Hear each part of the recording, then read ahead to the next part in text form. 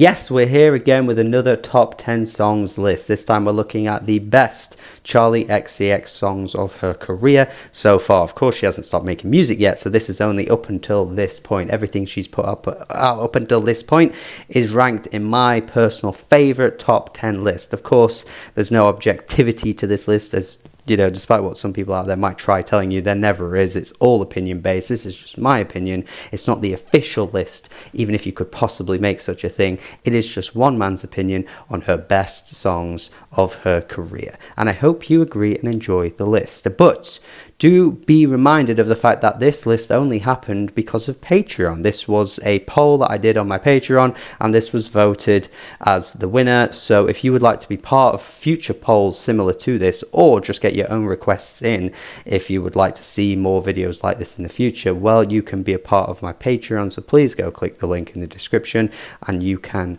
decide what video I do next.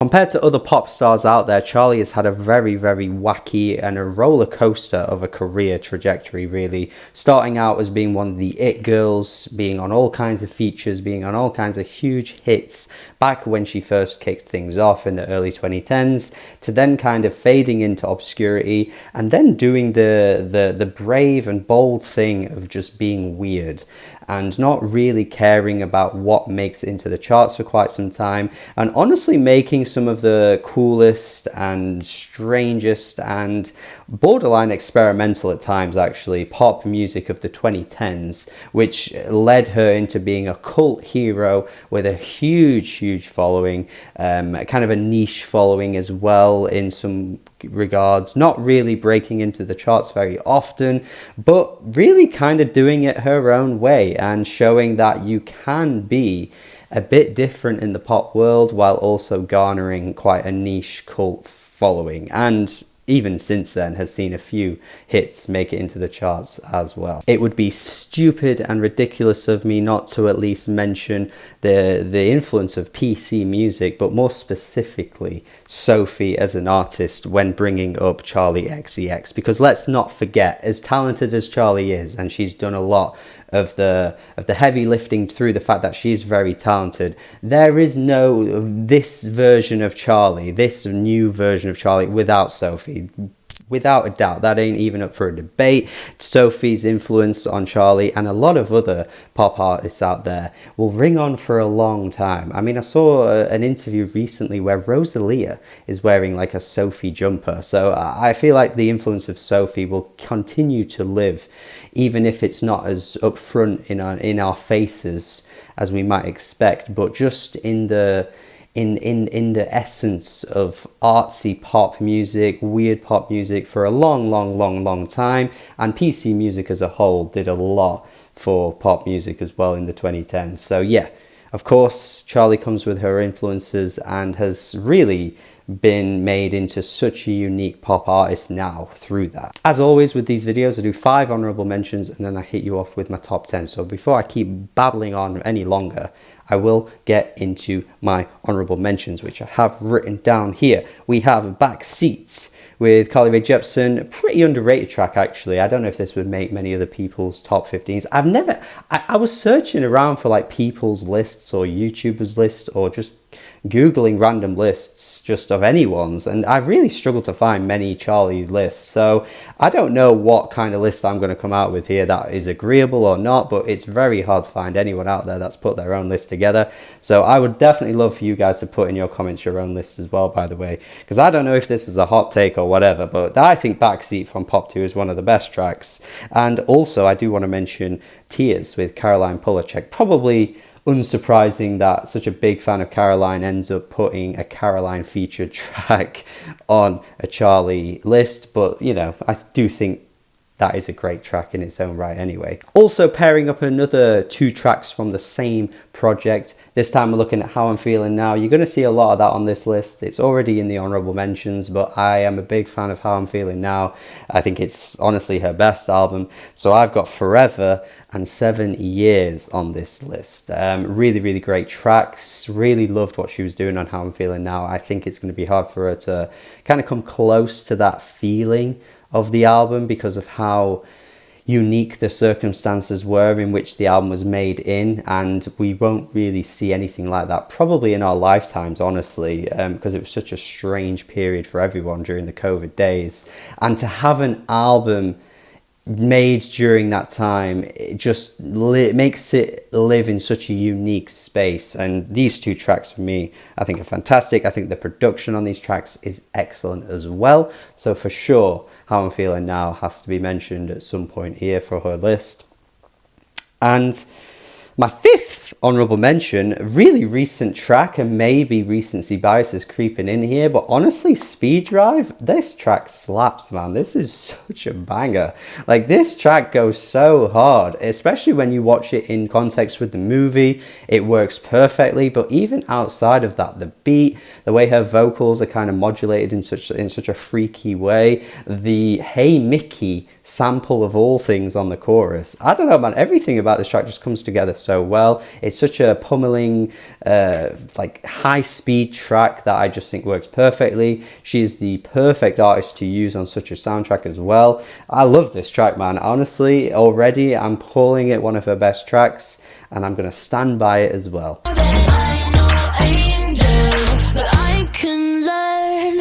Straight into the top 10 now, let's not waste any more time. No Angel at number 10, kicking things off. Charli is quite good when it comes to dropping just random loosey singles that don't really have any attachment to any particular album or mixtape or whatever. She just likes to just feed her fans some really nice, fun singles every now and again. I love the fact that she does that. I really highly rate it when artists do this, by the way, because not every single needs to be part of anything. You know, if you've not dropped anything for a year or so, just give your fans a song. Just give him a song. Just give him a song. In this case, she gave him 2 songs. She had Focus and No Angel on the same little thing. She's done it for after the after party, Girls Night Out, among many, many others as well across her career. And I think this is one of her best tracks. Adultery never sounded this good. Even Shaggy couldn't make Adultery sound this good. Let's be honest, man. This is a questionably moral song when you look at the fact that she's kind of talking about how she's not perfect. She might be caught cheating on you, but whatever, I don't know. The lyrics I will not defend, but even still, the track itself sounds great. The post-chorus, I think, particularly sounds really good. I feel like it's a great in-between of her early stuff and then the more newer stuff. The production kind of has a similar sort of bounce to it in the same way that, the Fancy track with Iggy Azalea did, but it also has some of those like earwormy melodies that you'd catch on like a Hannah Diamond song, which again has probably had some influence on Charli's sound as well. So I like how it has a crossover of 2 of the styles of Charli merging into a really good track. And yeah, I think it works really nicely for her too here. Her vocals sound great. Speaking again of that PC music sound though, Roll With Me has got that in spades. Really, really catchy track with this one. One that I don't know if any other people would have in their top 10s, but for me, this is one of her best tracks, and it's from her best mixtape. sorry. When I speak facts, I just cough a little bit because when I'm speaking those true facts, the coughing just comes out. So yeah, it is her best mixtape. I think this is one of the catchiest moments from it. A kind of simplistic track, really. Isn't doing anything you probably haven't heard her do before. But I just think it's really, really good. Do you want to roll with me? Do you want to roll with me? I just want to go real hard.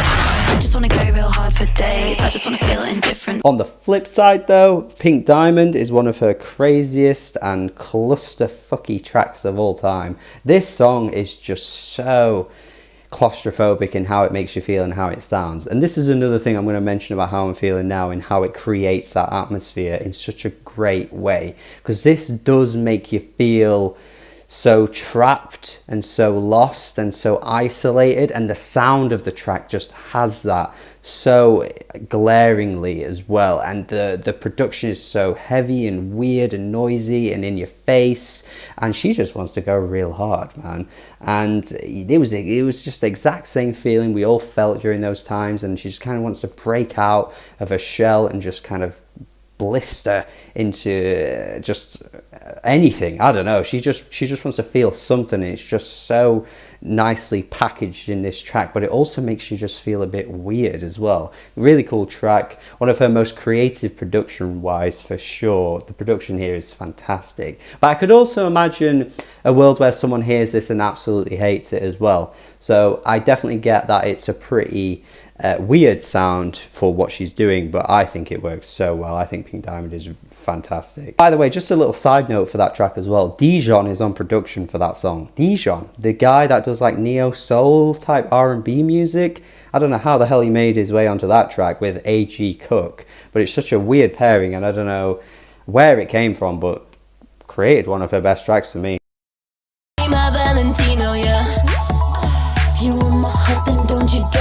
No surprises here. We've got Unlock It from Pop 2, a track that is so much of a fan favourite that I don't think anyone will be shocked to see this one here. And of course, there is a very good reason for that. This is a great little track. I think it even had a bit of a TikTok moment too. I'm sure it had a bit of virality on there. And then she released it again, just with, I think like with a different name, so that it got more like streams on, you know, Spotify and Apple Music and stuff.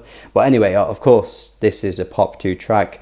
Really great track. What I like about what she does on Pop 2 on this track in particular is she just kind of like uses repetitiveness to her advantage. You know, of course, I Got It having that similar sort of approach where she's just repeating the same thing over and over again, and Lock It, Unlock It, Lock It, Unlock It, that whole thing as well that she has on this track. Really great stuff here. It could again get annoying, but it never really does. It never really reaches that point, and it's got that really cool creative approach to the production, and just, yeah, uses the things that could get really irritating to its advantage and makes it into a positive.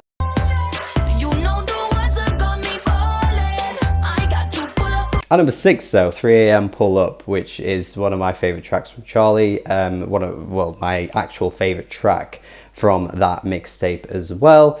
Yeah, for me this track is just kind of very modern sounding for what you'd expect from Charli during that era. She was doing a bit more of like a, you know, the PC music experimental type stuff, the kind of hyper pop type stuff, of course.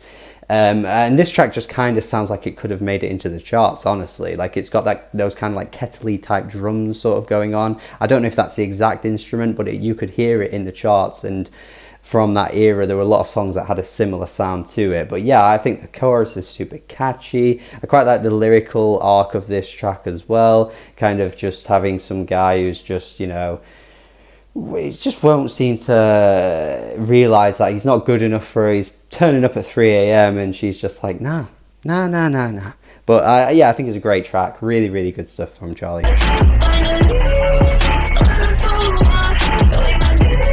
Going to continue the praise of how I'm feeling now and throwing Anthems in my top 5 now. This track is just fantastic for me. Again, using those kind of vocal modulations on her voice. You've got friggin' Dylan Brady on production here as well. Of course, it does sound exactly like something you'd expect from, of course, 100 Gex. This just has that sound in spades. Danny L. Hall as well. You can just hear their influence coming through on this track so perfectly. But one of the best things about it as well is that it'll always take you back to that time where you were stuck inside every single day. All you were allowed to bloody do was like a 30-minute walk and not come in close contacts with anyone for like months on end, but ultimately you just wanted to burst out of those friggin' bubbles, literally bubbles that we were placed in, and just, you know, feel the warmth of other people and see other people, just have a party, go out into maybe a club or a bar, just dance, just have fun, and just hear the music you want to hear and just have a great time. And this track just will always take you back to that. And I think it was so clever of her to do an album during this time, that it makes you kind of think, why didn't more artists do this really? No one else really seemed to just take it upon themselves and get creative. I know the impact that it had on us and the restraints that it gave us all during those times probably is a factor in that. But I do love the fact that Charli just went for it and just thought, nah, this is just causing too much frustration and pain and anxiety, that I just need to let it out there and just express that I want to be out there again and, you know, doing the things normal people are supposed to be doing. It's a great track. It really, really feels like a full-on anthem as well. I just absolutely love it.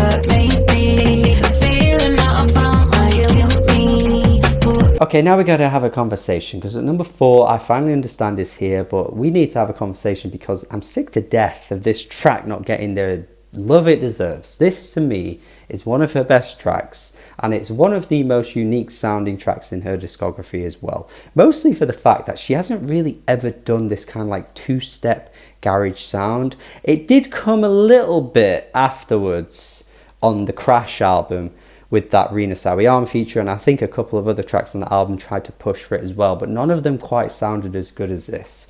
But Jesus Christ, like, she nails this sound. I would love to hear a whole album of tracks that have this kind of like breakbeat used, and yeah, the vocals work perfectly as well. It makes me think like Charli XCX would work perfectly with like a Disclosure or something. I don't even know if they've ever collaborated before. If off the top of my head, I can't think of one where they have. But an artist like that, I mean, doing that kind of garagey two-step sound, because she nails it here. I think this is one of the most unique sounding songs she's ever done. It's one of the catchiest songs she's ever done, and I think it absolutely deserves to be on any list of Charli songs, because it's excellent.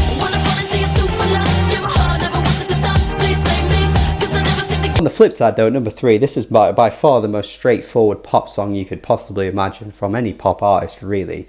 But recently I was listening to it and I was like, damn, this actually is really bloody good, and it's aged so well and is one of her best songs for me.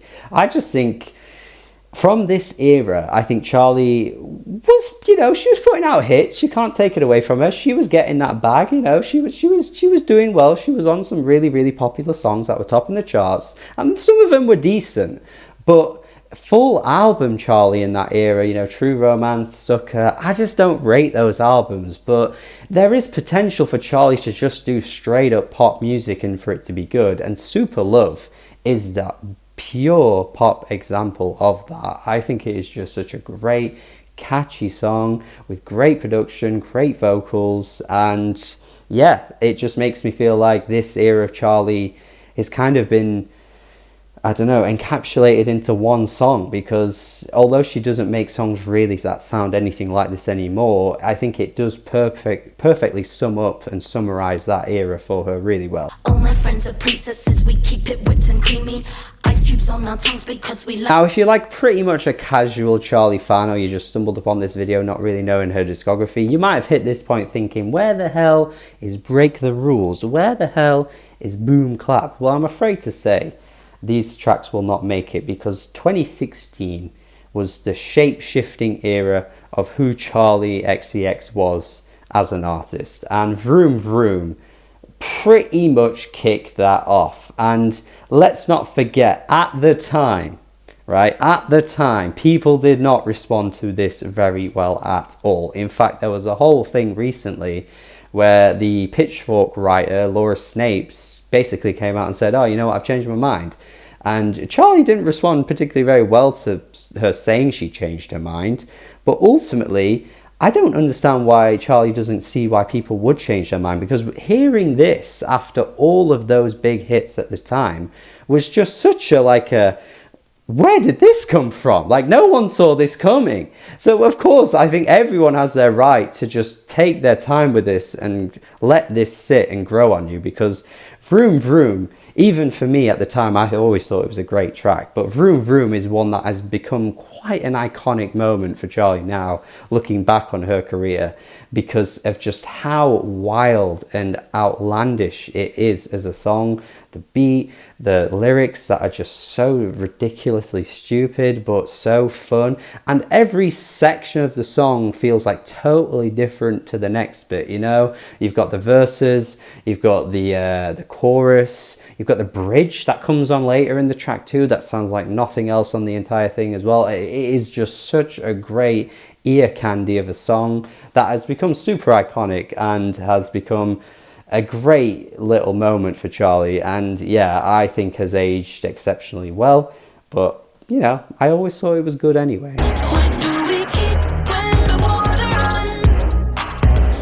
And we've reached it now. My number one Charli XCX song, my favorite Charli song, is Gone. Absolutely love this track. The minute it dropped, you know, in fact, actually, the minute it dropped, I wasn't too keen. But by the end of the year, I put it pretty high on my year-end list. So this was quite the grower for me, which had the reverse effect of Vroom Vroom, which initially I just thought was great. But actually, no, this track took some time to simmer and really end up clicking with me. But yeah, there's just something so commanding about her presence on this track. She sounds so in control. Her vocals just sound so like boss-like in a way. Yeah, the Christine and the Queens feature is great too. And I've said in a very recent video actually that, you know, I don't understand how this wasn't bigger than it was. And you could say this probably about a lot of Charli songs. I mean, even the ones that are a little weird and a little out there, you could still think, that could have been popular because there's an audience for this. But this one just sounds really accessible and really straight to the point. It's just a pure banging pop song with a great beat, a great melody, great chorus. It just feels like it's perfect for the radio, but it never really took off. And it is from an album that actually had a few hits, so it's a little weird to me that this one wasn't a hit compared to some of the others, which I think are a bit weaker, like Blame It On Your Love with Lizzo. That's a pretty weak track to me, especially compared to the track 10 that we saw on Pop 2 as well. Like, that just ain't hitting that hard, but Gone hits hard. It's a great song and is, to me, Charli's best song so far. And that is it. That is my list. Of course, it is all just my opinion. I'm sure you'll have your own lists and completely disagree with me. And though there were some big hitters that I might have left off, it's not to say I don't like them, by the way. I will like them more likely than I won't like them. But I just don't love them enough to put them in a top 15. Because you've got to condense an artist's entire catalogue to 15 tracks. It's pretty hard, you know.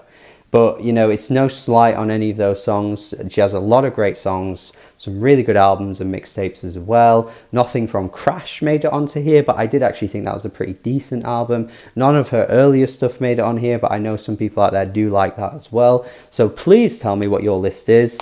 Please subscribe and like the video, and make sure you're checking out my Patreon so you can be a part of more lists like this in the future. You can decide your own lists and vote in polls. So please check all that out. Hope you had a great time watching this. It was great fun to record it. And yeah, please let me know your favorites in the comments, what you think of my list. Have a good day. Goodbye.